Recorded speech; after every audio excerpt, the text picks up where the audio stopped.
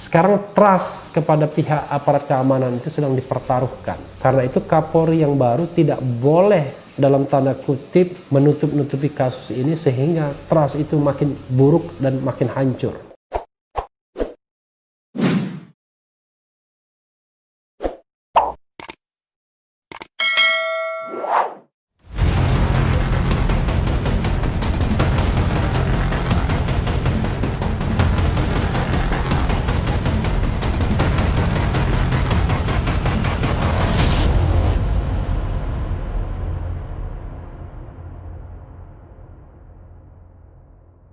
Assalamualaikum warahmatullahi wabarakatuh, Sobat RH sekalian.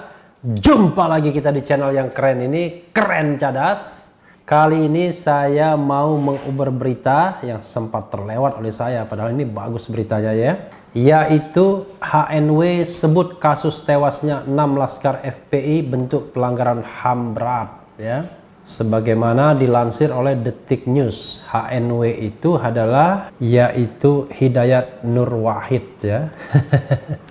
Oke, coba kita bacakan ya. Karena menarik, ini panjang, lengkap, komprehensif ya, memberikan pengetahuan tentunya. Jakarta, Wakil Ketua MPR RI Hidayat Nur Wahid HNW menanggapi rekomendasi Komisi Nasional Hak Asasi Manusia Komnas HAM terhadap tewasnya 6 laskar Front Pembela Islam FPI pengawal Habib Rizik Syihab. Dalam rekening mendasinya, tertulis rekening mendasinya biar Detikcom paham juga ya, mereka salah tulis ya. Dalam rekomendasinya ya, ini rekening mendasinya. Saya ulangi ya, dalam rekomendasinya Komnas HAM menyatakan pembunuhan sejumlah laskar FPI merupakan pelanggaran HAM dan bukan merupakan pelanggaran HAM berat. Padahal menurut HNW, Komnas HAM menyebutkan pembunuhan 4 laskar FPI adalah unlawful killing. Itu jelas termasuk sebagai tindakan extrajudicial killing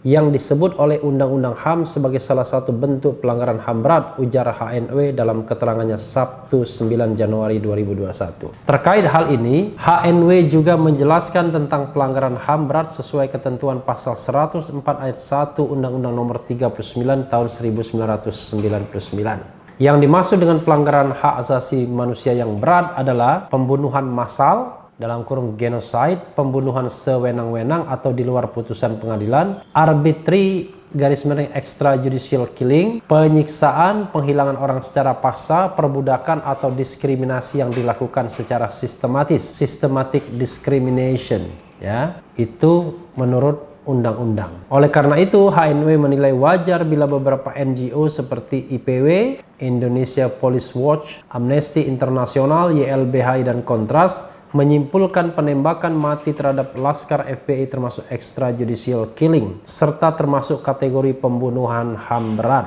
Menurut HNW, jika kasus tersebut dinyatakan pelanggaran HAM berat, maka pengusutan akan lebih serius dan aturan hukum lebih bisa ditegakkan di Indonesia. Hal ini mengingat Indonesia yang merupakan negara hukum dan demokrasi dengan undang-undang dasar terkait perlindungan dan pelaksanaan hak asasi manusia. Jadi memang kewajiban pemerintah itu adalah to respect, menghargai, to protect, melindungi, dan to fulfill, memenuhi ya. Mekanisme ini lebih adil karena tidak melibatkan institusi yang anggotanya diduga melanggar HAM dalam kasus ini, yakni kepolisian imbuhnya. HNW mengimbau agar Komnas HAM menjelaskan kategori pelanggaran HAM terkait pembunuhan laskar FPI sekaligus soal kejahatan terhadap kemanusiaan. Merujuk pasal 9 huruf A dan huruf F Undang-Undang Nomor 26 Tahun 2000 tentang Pengadilan Hak Asasi Manusia, HNW menyebut kasus ini dapat diduga sebagai peristiwa pembunuhan dan penyiksaan secara sistemik terhadap 6 laskar FPI. Penembakan mati itu dilakukan setelah penguntitan yang dilakukan oleh aparat dan bukan aparat. Selain itu, ada pula fakta yang terungkap bahwa saksi yang merekam dalam HP diminta oleh polisi untuk menghapus rekaman tersebut. Ini menunjukkan adanya indikasi bahwa peristiwa itu bukan penyiksaan dan pembunuhan biasa, paparnya. Ia juga mengatakan bila merujuk pada pasal 9 huruf F, penyiksaan yang dimaksud adalah adanya tindakan yang dengan sengaja dan melawan hukum menimbulkan kesakitan atau penderitaan yang berat. Adapun tindakan tersebut dapat berupa baik fisik maupun mental, terhadap seorang tahanan atau seseorang yang berada di bawah pengawasan. Korban 4 orang itu sebagaimana kesimpulan Komnas HAM berada dalam posisi di bawah pengawasan pihak kepolisian imbuhnya. Meskipun Komnas HAM tidak menyatakan kasus tersebut sebagai pelanggaran HAM berat, HNW menyampaikan Komnas HAM tetap harus serius memantau proses pelaksanaan hasil rekomendasi. Dengan begitu, penyidikan dapat dijalankan secara transparan, profesional, dan kredibel. Menurutnya, jika hal tersebut tidak dilakukan, maka Komnas HAM perlu menyetujui pembentukan TGPF independen untuk membantu Komnas HAM. Hal ini juga membuat legitimasi Komnas HAM lebih kuat dalam melakukan penyelidikan ulang untuk diserahkan ke Jaksa Agung sesuai mekanisme Undang-Undang Pengadilan HAM. Rupanya Hidayat Nur Wahid membaca persis ya bagaimana bunyi undang-undang tersebut. Jika kasus ini tidak diusut secara tuntas, maka akan menyisakan ketidakpercayaan publik terhadap lembaga-lembaga negara, penegak hukum, dan HAM. Apalagi terdapat fakta yang disebutkan Komnas HAM adanya perintah pada para saksi untuk menghilangkan rekaman dan pengambilan CCTV oleh polisi. Patut diduga ada usaha menghilangkan petunjuk-petunjuk otentik serangan yang sistemik kepada para korban 6 Laskar FPI yang menjadi salah satu syarat terjadinya kejahatan terhadap kemanusiaan dalam konteks pembunuhan dan penyiksaan yang merupakan salah satu jenis pelanggaran HAM berat, pungkasnya. Ya, Sobat RH sekalian, itu tadi dari Hidayat Nur Wahid ya.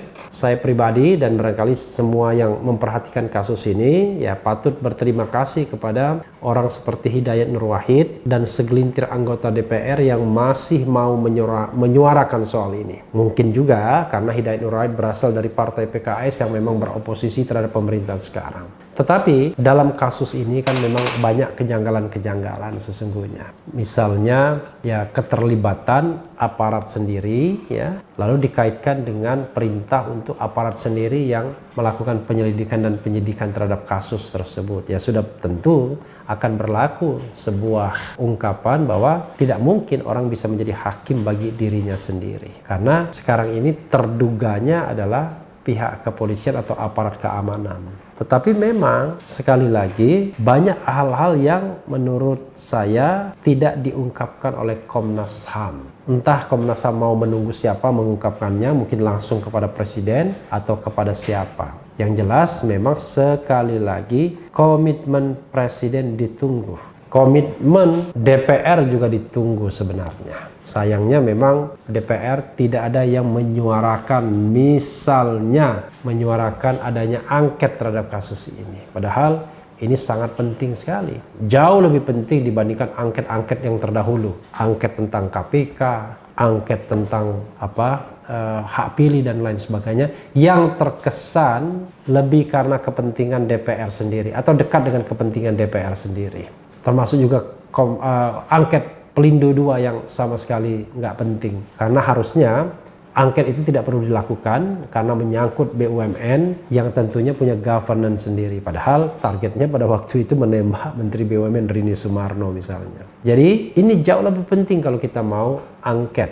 Karena angket itu adalah penyelidikan yang dilakukan DPR ya terhadap kebijakan pemerintah yang diduga ada unsur pelanggaran hukumnya. Dan pemerintah dimaksud itu ya salah satunya termasuk institusi kepolisian Republik Indonesia. Jadi Sobat Era sekalian, sekali lagi tentu masyarakat, rakyat yang concern soal ini hanya berharap ada keadilan. Jangan sampai kemudian kasus ini dibiarkan berlalu begitu saja, gone with the wind. Apalagi kalau kita lihat kesimpulan Komnas HAM yang sedikitnya mengambang terhadap 2 korban lainnya dan justru hanya melihat 4 ini saja. Ya 4 saja sudah lumayan, tetapi konklusinya kan bukan pelanggaran HAM berat, padahal di sisi lain mengakui bahwa ini adalah unlawful killing atau extrajudicial killing. Karena orang tersebut, 4 orang laskar tersebut berada pada pengawasan negara dan sepenuhnya petugas bisa menguasai mereka. Terlalu mudah bagi petugas untuk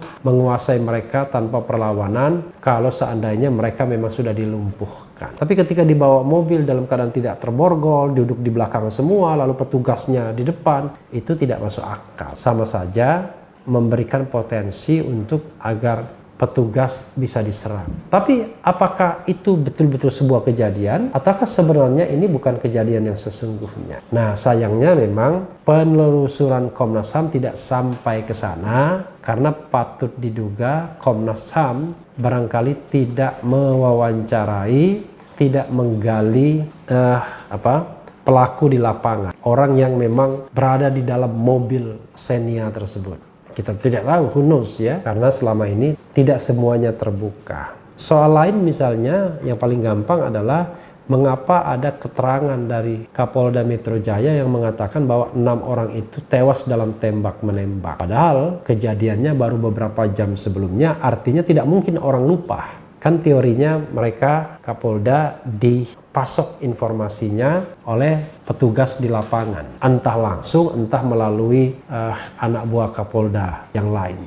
Artinya kan ada upaya untuk menyesatkan informasi ketika mengatakan bahwa 6 meninggal dalam tembak menembak. Dan sekali lagi misalnya apakah Kapoldanya tahu bahwa memang informasinya tidak seperti itu, yang mati cuma 2, paling tidak menurut versi polisi dan versi Komnas HAM, ataukah justru dia diberikan informasi yang keliru oleh anak buahnya. Nah, banyak sekali sebenarnya ya, kalau dalam permainan sepak bola itu, bola-bola liar yang bisa dimainkan. Nah, mudah-mudahan ya, sekalipun rekomendasi Komnas HAM ini tidak kicking, ya, tidak menukik karena tidak merekomendasikan pengadilan hak asasi manusia, tapi paling tidak sebagaimana harapan Hidayat Nur Wahid, kasus ini tetap bisa dikawal secara profesional dan transparan, dan mudah-mudahan kuncinya ada di Kapolri baru. Nah, mudah-mudahan Kapolri baru itu adalah orang yang sama sekali tidak terlibat dalam kasus ini.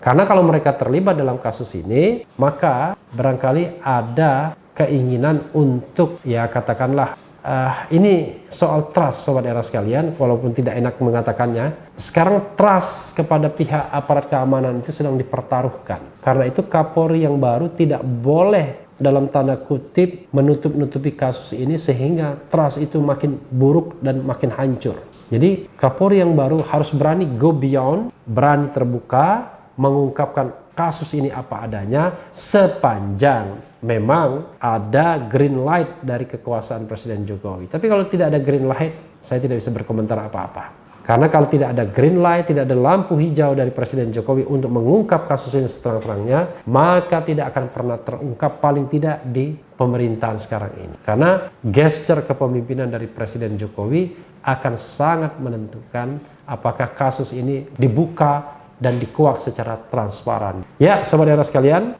itu saja. Kita tunggu komentar-komentar selanjutnya dari Hidayat Nur Wahid dan juga dari anggota-anggota DPR, politisi yang concern terhadap soal kemanusiaan ini. Sekali lagi, bukan maksud kita untuk memojokkan institusi, ya. Kadang-kadang ketika kita kritis terhadap sebuah fenomena dianggap memojokkan institusi. No way. Yang kita lakukan adalah mencari kebenaran, dan kebenaran itu walau pahit harus diungkapkan. Ya, sobat era sekalian, yang penting tetap di channel ini, karena di channel ini Anda akan dirayu, ditipu, dibaperin, dicecar, diuber pula di jalur khusus. Karena channel ini adalah channel yang mengancam, memeras, dan membenci. Jangan lupa subscribe, like, comment, and share. Cheers.